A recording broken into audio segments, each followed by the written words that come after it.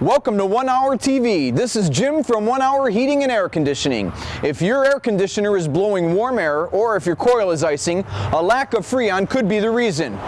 Air conditioners can lose a little bit over time. So the good news is, if yours is low on Freon, it shouldn't take much to get your system operating properly again.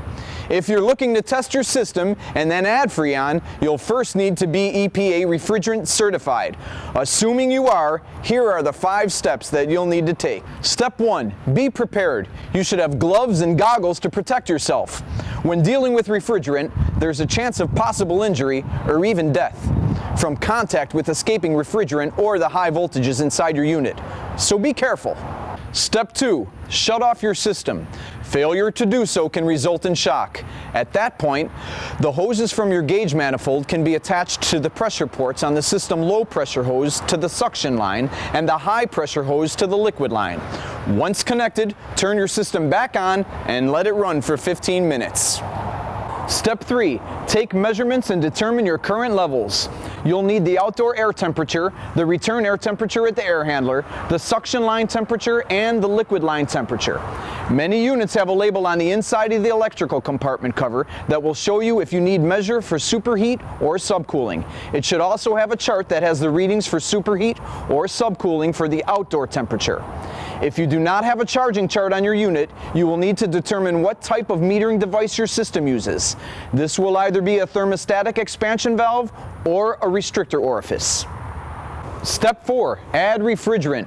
Assuming your calculations show that you need more Freon, the type you'll add is dictated by your system. If you need R22, it needs to be added in a vapor state to the suction line. Blended refrigerants like R410A are added in the liquid state.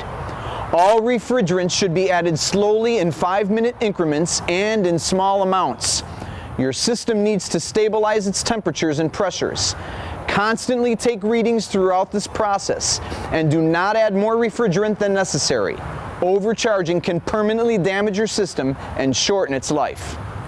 Step 5, observe a complete cooling cycle after charging the system.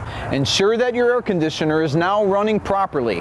Finally, turn off your system before removing your gauges. Once again, there's a risk of shock if you don't turn your system off.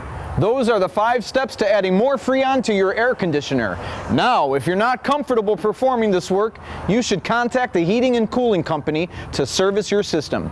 When choosing a company, it's important that you find one that employs licensed, highly trained, background checked, and drug-tested technicians. Considering this person will be in your home, it would be nice if the technician is also well-groomed, honest, polite, informative, and will give you options on how to improve your comfort. At 1 Hour Heating and Air Conditioning, we meet all of these stringent standards and more. It's why only 1 in 33 technicians who apply at 1 Hour pass our rigid standards.